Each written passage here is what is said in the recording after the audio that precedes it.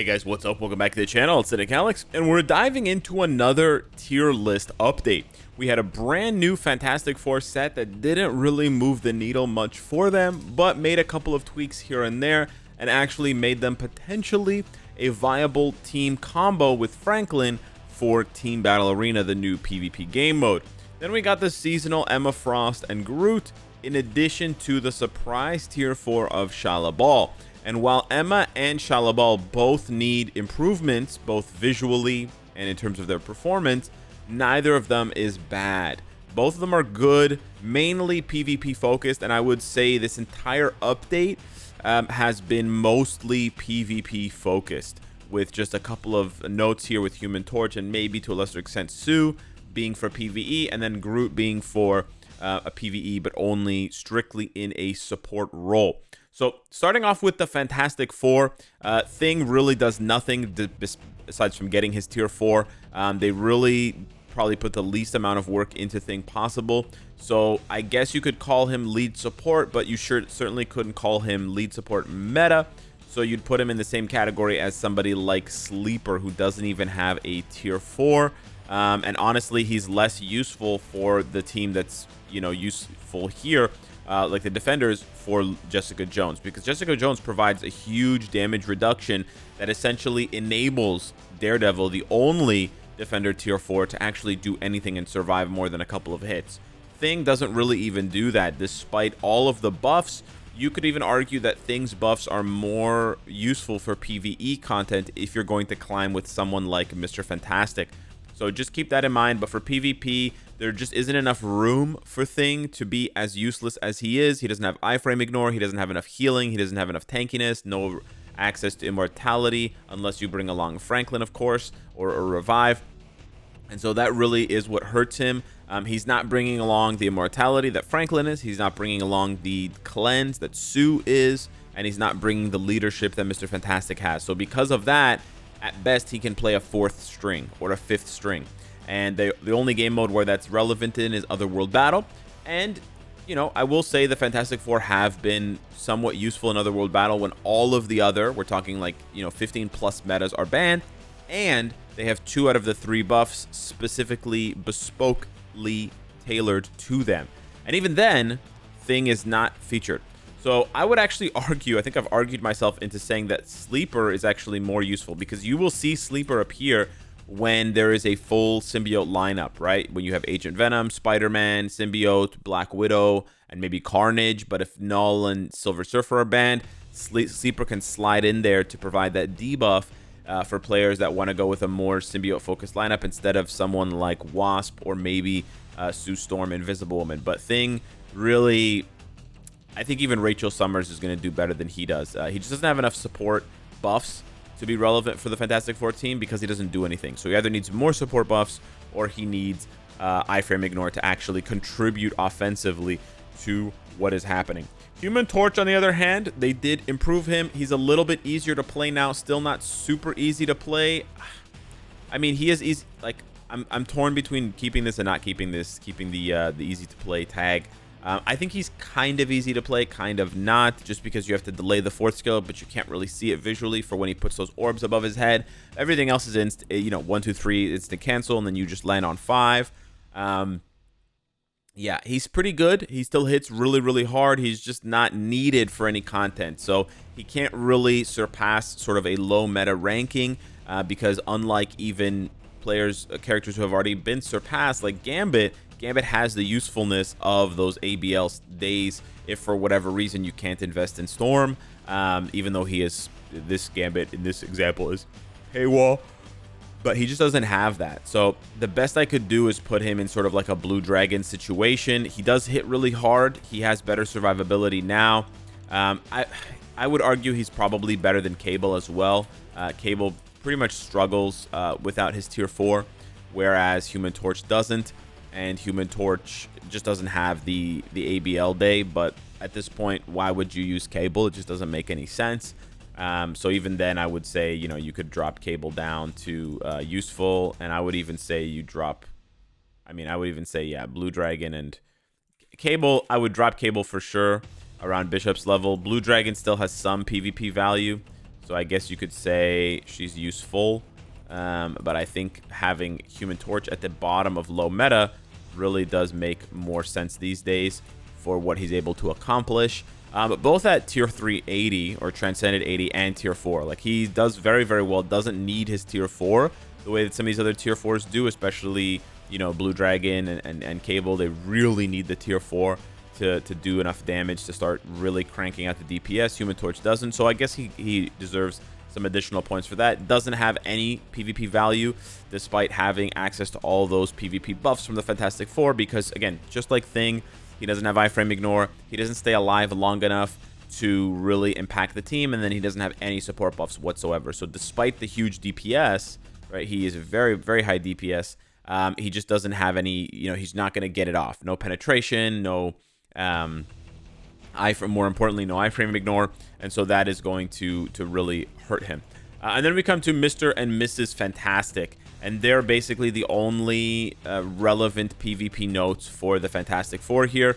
Mr. Fantastic did get a buff. He's a bit tankier now. His third skill hits a little bit harder. Still not enough, but good enough, I would say, to land him probably in the sort of Captain America region.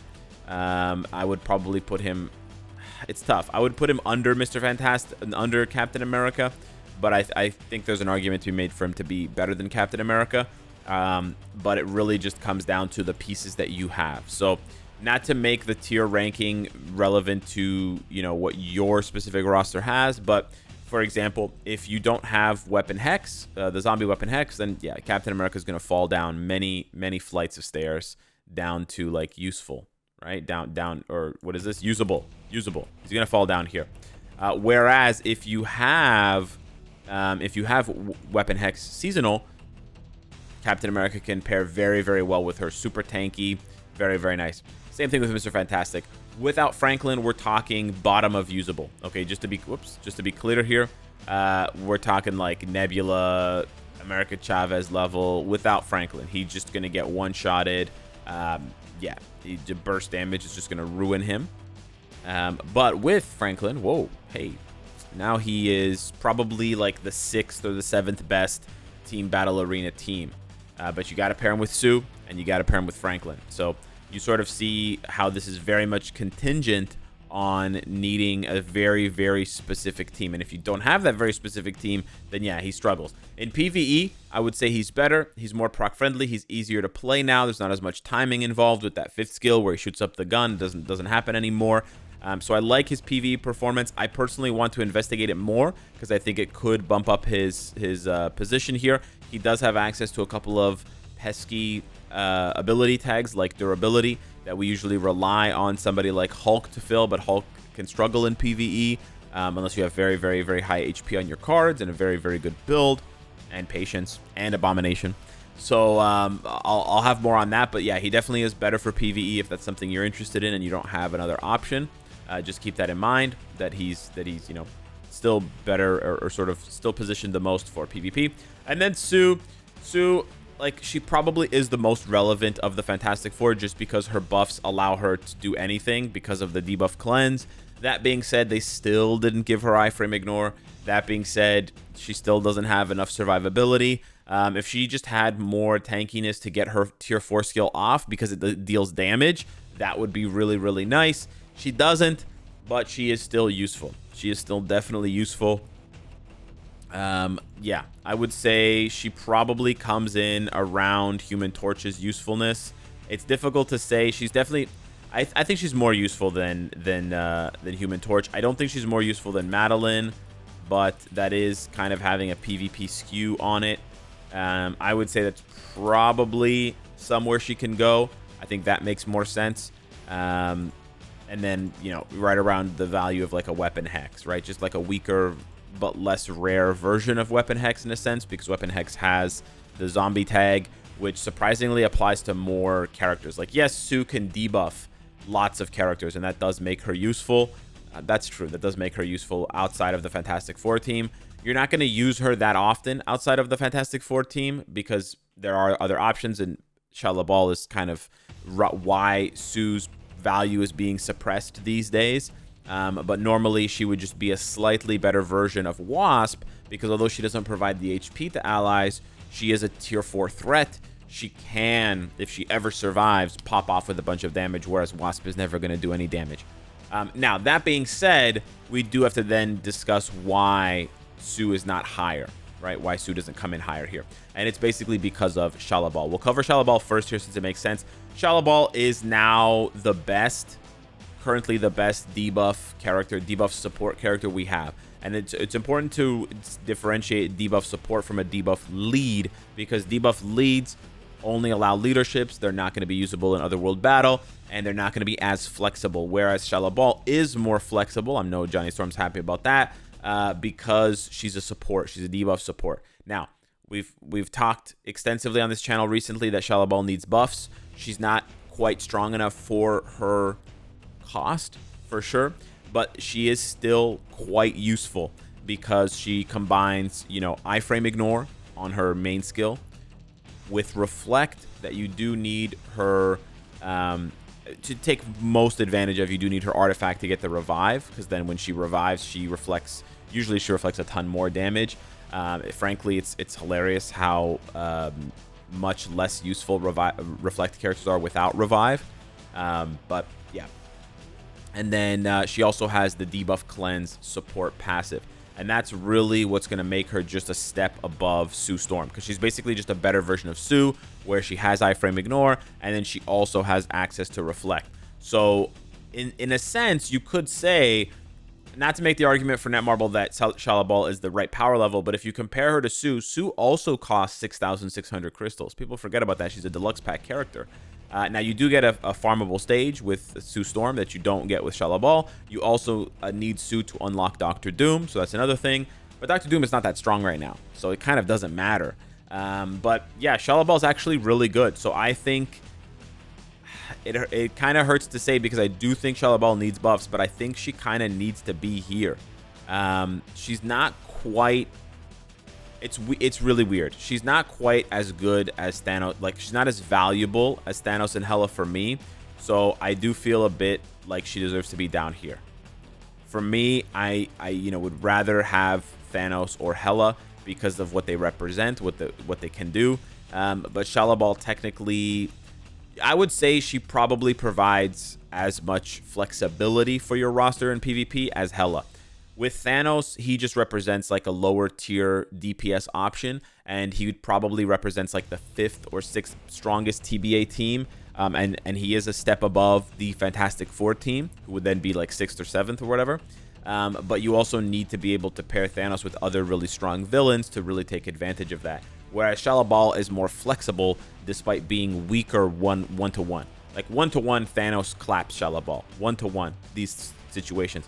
But in terms of support, in terms of overall flexibility, yeah, shalla-bal is going to be a touch above them and maybe good enough. Like, if she got buffs, certainly she jumps into high meta, possibly above Scarlet Witch, just there with tickling it with Silver Surfer. Because where Silver Surfer has access to all these additional buffs for the symbiotes, which are obviously very, very powerful, shalla-bal has the cleanse on a passive, which means that you can just put her anywhere, right? You can put her anywhere on the team for any game mode. You can create, and it allows you to be more creative with your team lineups, because then you can use other leaderships. You can use Adam's leadership for the energy defense. You can use another character's leadership, Molecule Man, whatever. It does allow more flexibility, which is useful in Marvel Future Fight, although it's not that often that it's taken advantage of. Speaking of being taken advantage of, Seasonal Groot, one of the worst seasonal uniforms ever. Visually, it's amazing, and it pains me to say that it's not a good uniform, but it's basically just a slightly better version of Beta Ray Bill. That's all it is. It's a slightly better version of Beta Ray Bill, giving aliens 10% or 5% more increased damage to bosses, I believe, or to supervillains, and that's it. I think it's supervillains. But yeah, it's pretty bad. It's pretty bad. It's pretty frustrating that that's the case, because Beta Ray Bill is good and expensive. Native tier 2. So, I mean, I guess from that point of view, it's good to have the flexibility. But yeah, he's just kind of useful. He's like, Abomination, Red Hulk area. It's just 1 day right now of ABL. And keep in mind for Groot that if they change the requirements for ABX, ABL, which they've said in the dev note that they're going to do, he might not have any value. So this is not scary, but it's a risky investment because it's only slightly better than Beta Ray Bill. It's not going to be better than Yondu, so I would absolutely prioritize Yondu over Groot, and then otherwise it has the possibility of being replaced. For PvE, there's just not a lot of value there, mainly because there's not going to be enough crossover with aliens. A lot of aliens end up being universal, and then there's not a lot of crossover there in typing. There's not a lot of like just alien stages. There's usually like alien plus universal or alien plus something else. So just keep that in mind. There are some stages for sure where you can use Groot as a support, but especially for high-end stages, World Boss Legend Plus climbing, there's not a lot. There's not a lot for Groot, unfortunately. And standalone, he's not really doing anything. That's why he doesn't have any tags. He's literally just the support. And it's a bit disappointing because they made his animation so good. I want to play with Groot. I wish he was strong as a standalone, even if it was just for PvE, even if it was just for World Boss, and he hit really hard. That would be really cool, genuinely, because a lot of people don't know this. Gladiator is not very good for World Boss. He's not very good. He taps out quickly against Black Swan early on, despite having all those hits, because his damage is just not that high. So it would have been nice if they could have done more with Groot, and we certainly could use a stronger alien combat, but not this time, unfortunately, not this time. And that's the second go around for Groot on the seasonal. So I do actually feel for Groot fans out there. You guys are getting kind of hosed. And then we come to Emma Frost, the only character in recent memory who has visual bugs. This is going on like 12 days or like almost 2 weeks since she's been released, and the bugs are still there. Very surprising, very disappointing. I know this doesn't relate to her meta-ness, but it does relate to people not wanting to use her because they feel like she looks ugly. And literally she looks broken. The character model, the meshing is broken. And I know sometimes you can't see that in game when you're playing because there's all these animations and all these effects, but it certainly has an impact on the psyche of the player. And it's not, I don't want to get like too deep to whatever armchair psychologist on this shit, but I think it matters, right? I think when a character is strong and they have really pretty animations, it makes them like a touch better than characters who are strong but have shitty animations. I genuinely think that is the case. And although it's not meta from the point of view of being powerful, it's meta from the point of view that more players, or if it's ugly, fewer players will use the character. And that does impact their performance in the meta because then they just don't appear as often.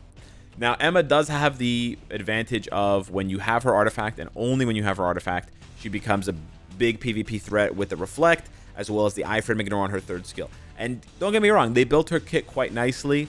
I think if they gave her just a touch more buffs, she would be up here with Cyclops in high meta, because she's also good for PvE. She's very proc friendly, 5 cancel 4 cancel 3, and you just sit there and she booms off. It's very nice. You can instant cancel the 6. So they did design her very, very well, and she has very nice hybrid build ability, or whatever you call it. Like, she can go PvE or PvP, which is really nice. So you could build her for PvE until you get the artifact, then you could transition her over to PvP. So I like that, but it's just a hard sell right now. It's a hard sell because she's broken visually, and I feel bad saying, oh yeah, I get this seasonal uniform, when the mesh is literally broken in multiple places. So because of that, I don't feel like it's right to rank her that high. From a purely meta point of view, I do think she goes here. I do think she deserves to go in low meta, and basically the top of low meta is almost the bottom of high meta, right? So she's right there knocking on the door for Cyclops. If she was fixed just visually, she goes up here under Cyclops. But right now, in my heart, I can't, sounds cringy, but whatever, I can't rank her any higher because I just feel bad for players who are buying it and then they have to deal with how, janky she looks. And it sets a really awful precedence for the game if they're not going to fix this, right? I shudder. I genuinely am scared to think if we don't get them to fix this before the next, or like by the next full update, it's going to set a really bad precedent for the game. Like, not as bad as the 2017 boycott with the loot box characters, but probably like the second worst one. This is probably a worse precedence to set than, okay, maybe it's not as bad of a precedence as like the P-card crafting combined thing. Okay, maybe like the third worst precedence. But the reason why it's so bad is because if it happens to a seasonal uniform, it can happen. Surely it can happen to a non-seasonal uniform. And then where are you going from there? There's just jank everywhere, and then that's just going to tank the quality of the game. Now, do I think that's going to happen? No, I don't think Marvel's going to fall asleep at the wheel that much. But I'm surprised they've fallen asleep at the wheel this much. I'm genuinely surprised no one at Marvel has called them up and said, hey, stop making our product look shitty, you know? Or face the wrath of a million lawyers. I don't know. Anyways, that's my take. That's how the meta's shaking out right now. I know it's not very exciting. Nothing in beyond meta, nothing in high meta. This has kind of been the mood all year besides Storm. This has basically been the mood all year, unfortunately, and Cyclops to a lesser extent, but we're being very generous with Cyclops right now. Anyways, boys, hit me over in the comments down below. Let me know what you think. Thank you so much for watching the video. Smash the like button if you enjoyed the content, and I'll see you in the next one. Take care.